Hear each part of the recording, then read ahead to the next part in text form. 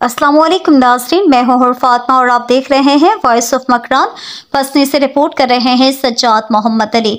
Coconut farm पसनी सैलाबी रेले और तूफ़ानी हवाओं से तबाह। गुज़िश्ता दिनों पसनी में शदीद बारिशों और तूफ़ानी हवाओं ने पसनी के इलाके में वाक़या कोकोनट फार्म पसनी को शदीद नुकसान पहुँचाया।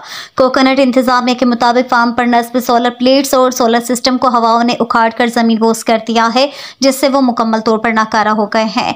इसके अलावा शादी और डैम से सैलाबी रेलों से आए हुए कीचड़ और झाड़ियों ने कोकोनट फार्म के बागात और ज़मीन को भी शदीद मुतासर किया है। फार्म पर मौजूद मुख्तलिफ इक़साम के दरख्तों को बड़ी तादाद में भारी नुकसान पहुँचा है। वाज़ेह रहे कि गुज़िश्ता इतवार में शादी और डैम टूटने के सबब कोकोनट फार्म के मुख्तलिफ इक़साम के बागात जड़ से निकल कर पानी में बह गए थे।